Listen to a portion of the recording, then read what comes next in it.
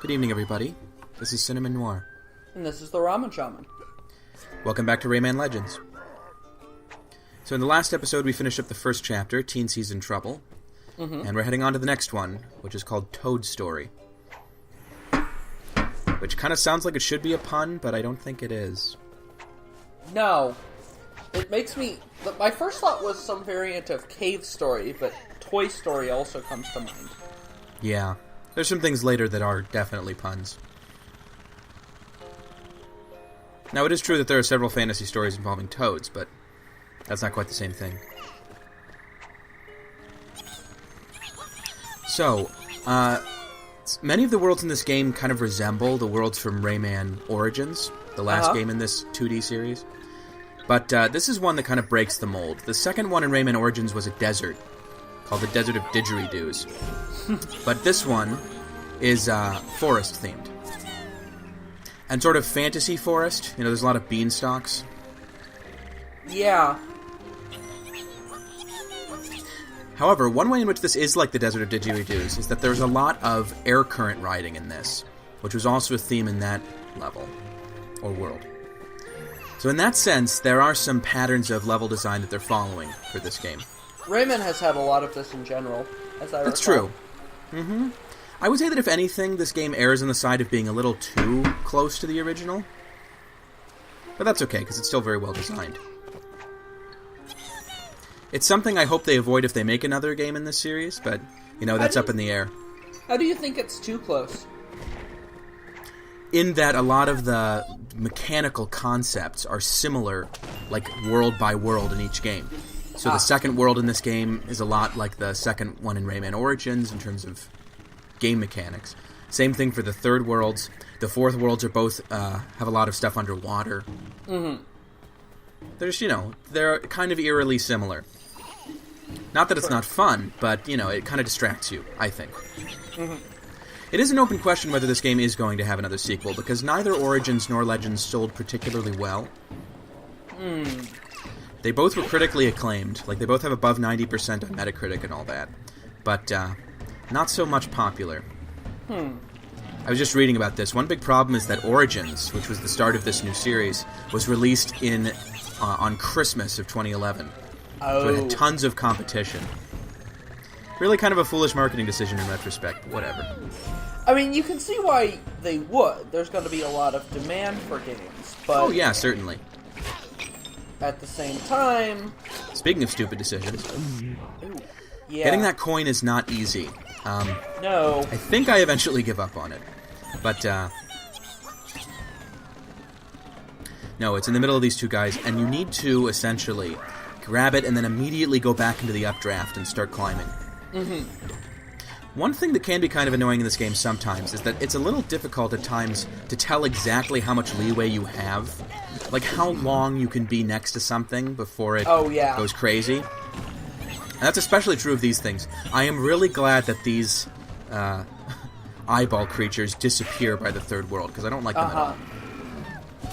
There was something a lot like them in the first game, and I didn't like it there anymore. True. What I do like is these little paratroop toads. They're kind of cool. Later on, we're going to have to actually ride on top of their parachutes. But for now, they're more of an annoyance than anything else.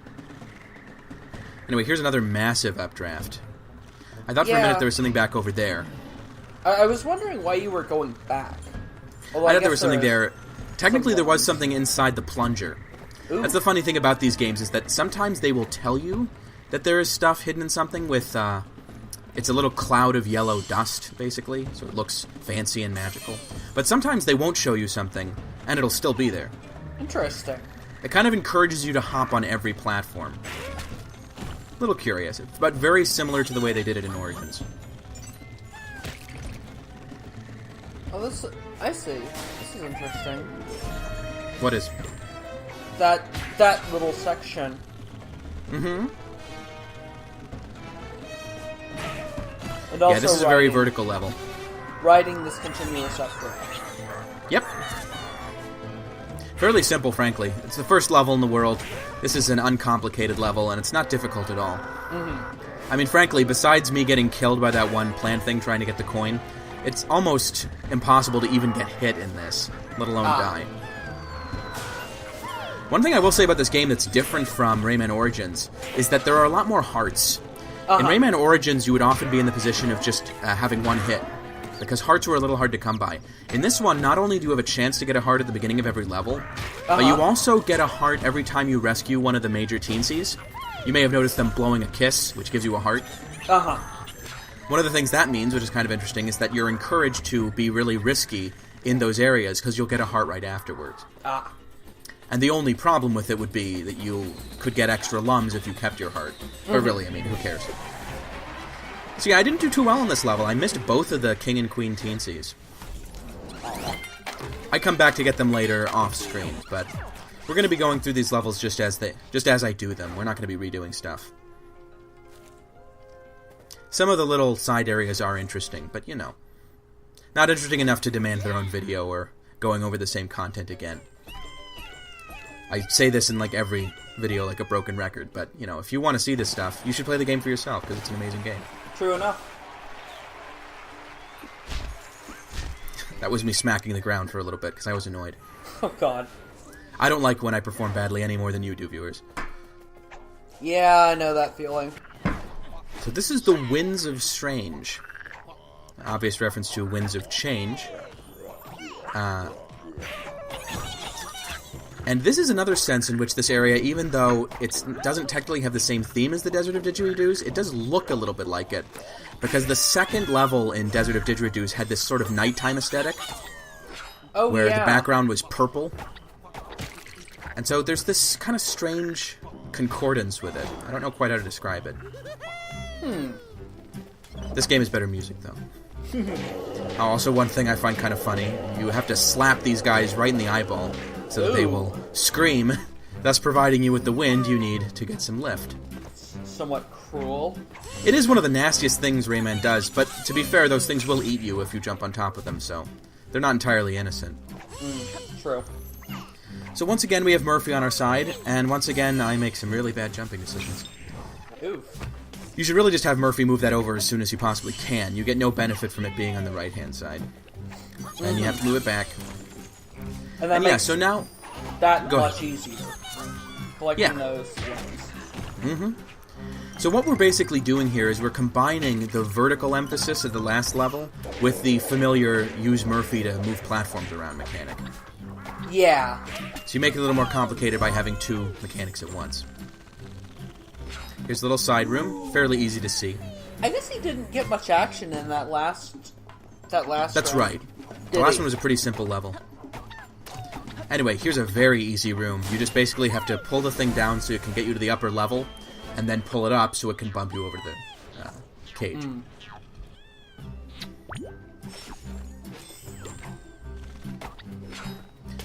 Yeah, another surprising thing in this compared with Origins. Origins also had those little bonus levels, it's just they had Electoons in them instead of teensies. But I would say in general, Origins hid them a lot better. Many of the ones in Legends, even late into the game, are fairly easy to see. Interesting. Speaking of being easy to see, you may have noticed those things back there had spikes around them, and we had to slap them so they would close their eyes and provide a bumper. Oh, yeah. That, I think, is actually a little more gruesome than slapping the other guy, because those guys won't even eat you. You just have to hurt them to be on your merry way. I've never had a big problem with that in Rayman. You know, Rayman's such a cartoony game that you never feel like you're really hurting anything. Yeah, true. And they always seem to recover completely after you're done. Once again, to get past that guy, we have to have Murphy tickle him. Oh. Nope. And more slapping. They do kind of like an opera cry when you do that, which is interesting. So these guys make things difficult, not so much by hitting you, more just that in trying to avoid them, you have to go too close to the walls. And the result is if you try to fly over that first one, you can very easily hit your head against the ceiling. It's an easy mistake to make, but sort of a rookie mistake. Because really, you should just slap all of them as soon as you get close. It's always an open question, sorry, I shouldn't say always. Often in this game, it is an open question whether you should deal with something sort of in a vertical approach or a horizontal approach. And a lot of the ways the game gets its complexity is by making it seem like you need to deal with something horizontally, but it's actually easier to deal with it vertically, and the other way around. Yeah, right. Ooh. I really went to town on that guy with Murphy. What I actually wanted to do was go back up here. Oh, because you jump up there to get the coin. Right. That kind of demonstrated a thing I don't like about Murphy in this game, which is that it's really hard to get Murphy to target something you want him to, unless you are really close to whatever it is you're trying to hit. There's no way to manually target him. He just auto-targets things that he thinks you're trying to hit. So it's entirely dependent on where Rayman is on screen, and that can screw you over sometimes. Yeah, I can see why that would be a problem if you've got multiple potential, especially if you're in some of the more complex levels where you've got a greater density of things for him to interact with. Yeah, in that case, it was almost like they were less than a foot apart in in-game, dimensions, which is really just annoying. Well, and the other thing is, complex areas are generally the ones that require the most precision. That's true. In some cases, it's just a greater challenge, and I appreciate that. But in other areas, it seems like the game isn't doing what you want. And that's not challenge, that's just frustration. Frankly, I'm not a big fan of the Murphy levels in this game, and there are about half of them, so that's not entirely great, but it has its compensations. Anyway, you gotta be a little careful with this. So one thing you can do is while it's up in the air, you can go behind that leaf to get another hidden coin. There are a lot of hidden coins in this level. As is per usual with Rayman Legends, there are lums all over the frickin' place. If you go to every area, like especially if you rescue all the teensies, it is almost impossible not to get a gold cup in these areas. You have to really be screwing up. So often you'll notice when I don't get a good score and the trophy, it's because I've missed one of the major lums. Sorry, teensies, not lums. Anyway, I make up for my poor performance in the last level, though not entirely, because I'm missing the second teensy, as you've noted. You've probably seen that they don't just show you, like, teensies randomly, they do show you what order they're in. So that helps you track down the ones you haven't gotten yet, which is kind of nice. You'll see them fill in that golden band along the side of the thing. Oh, that makes sense. Did you not notice that? Yeah, you see this thing at the top of the painting? When you rescue a teensy, you'll see its little icon pop up where it's supposed to be. The one case where that doesn't hold true is the king and queen. They're not necessarily in the middle of the order. But that makes sense, because they're major rooms, so it's easier to find them. That does make sense. So here is the second type of like fast chase type level we're going to be doing. Except this isn't a chase. What this is a dead drop. Interesting. I liked it. It was an interesting shake-up on things. It also makes it a little harder to get these lums. Oh yeah, because you're just... One clever thing they do in this is sometimes they're trying to encourage you to sort of ground pound down. But if you do, you will go down a ton of space all at once and probably hit an obstacle of some kind. Ooh, yeah, like you see right there, I wanted to chop down to get the teensy cage, but in doing so, I got myself very close to some thorns. Interesting. Yeah, these levels are cool. They're a little bit more action-y than the rest. I think they're even more action-y than the chase levels. Oh, here's me going again. Oop. And I skip past the, last 3 or 4 screens of stuff, including a lot of lums.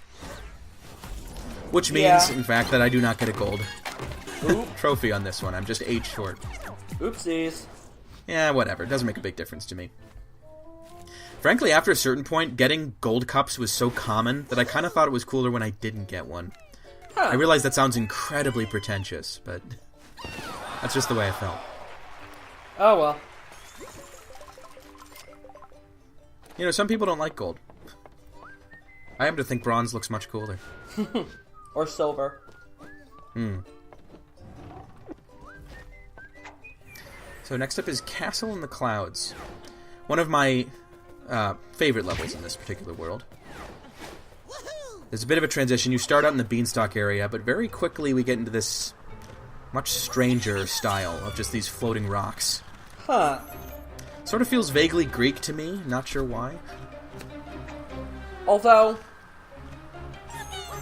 this does have a Jack and the Beanstalk thing to it. That is true. You climb up a bunch of beanstalks and end up in a castle. I was gonna say, I'm not sure if there's a giant in here. I actually have forgotten whether there is. I don't think there is, though. Just a bunch of toads. So yeah, here's where we're gonna have to start using these guys to our own advantage. I like how nonchalant they are about it. They just seem a little bit miffed when you run across the top of their parachute. I feel like they're kind of thinking like, oh shoot, this didn't work like I was planning. But other than that, they're very blasé about it. So yeah, that's a very quick queen room. Like right off the bat. 600 feet under one was pretty quick too. That's true.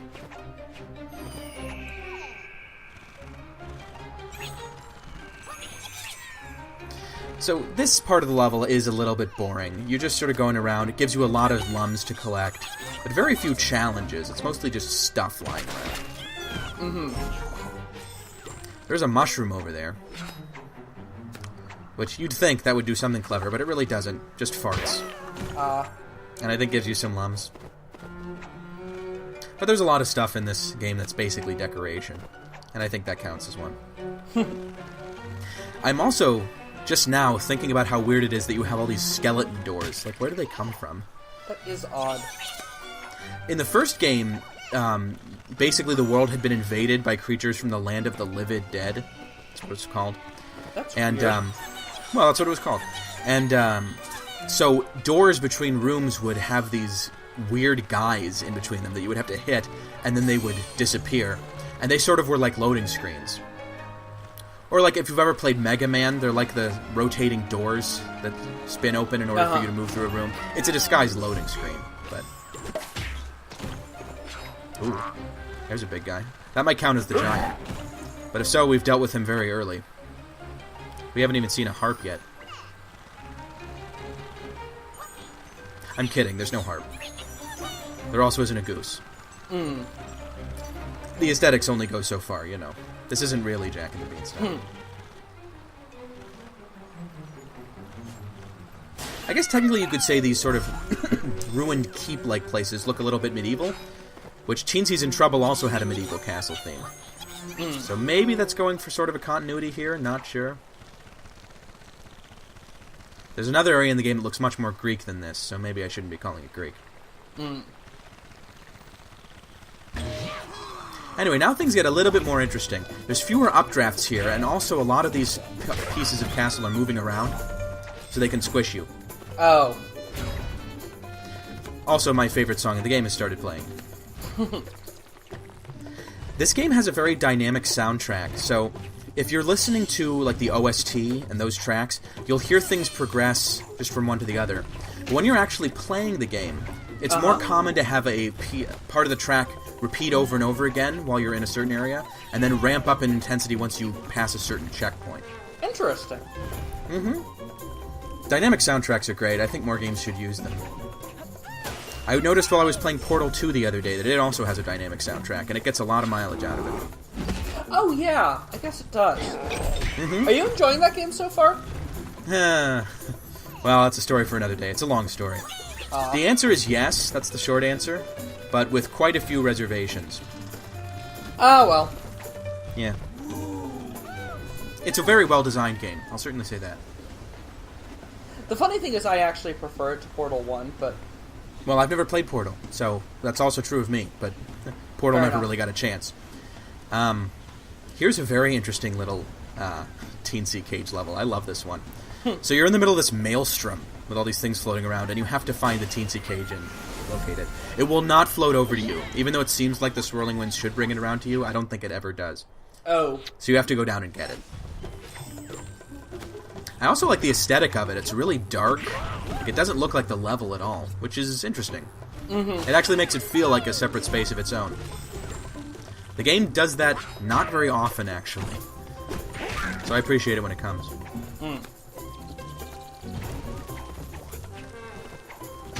So yeah, lots of toads around here. In a lot of the other worlds, there'll be lots of different kinds of enemies, but in this one, it is just a lot of toads. It's a bit curious. I also don't know why they have scimitars. I guess maybe they're just supposed to be big knives. Ooh. I kept thinking there was something up there, but that was foolish of me. Those look... maybe like falchions, actually? Yeah. Although thinking more and more about it, they're too small to be a real sword. They're just like a knife. Yeah, that's like a Bowie knife. That's why I was going to say like a falchion. Yeah. Because a falchion is a sort of short chopping sword. So yeah, now we've gotten to my favorite part of my favorite song. I also thought in that crack earlier that there was... Ooh. That was a little treacherous. So yeah, this cage gets away from you really fast. Don't actually try to catch up with it, because it will just get away from you no matter how fast you go. Just keep going through the level, and eventually you will catch up with it. Mm-hmm. Anyway, I was going to say, I thought earlier that crack you could see in the wall had something above it. But actually, it fills with a beanstalk really quickly. Also, apparently I hadn't noticed that I'd already gotten all the teensies, so it's absolutely impossible that it could have had anything in it. I don't tend to pay attention to those things. What was that achievement? Bad joke? I have no idea what that was for. When it came up, I was just as bewildered as I am now. Should probably look up what you get it for. Maybe. Frankly, I don't find achievements very interesting, so... True. I don't think I will. Maybe you could look it up, Greg, and then you tell me what it's about.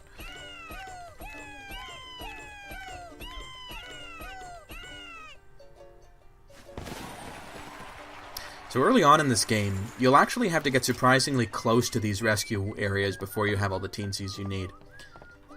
Later on, you tend to unlock stuff much faster, especially since you have multiple ways of getting teensies. But in general, I would say just by going through the levels well, you can get to all of them. Anyway, that is all for today, so good evening, everybody, and we'll see you next time. Good night, everybody.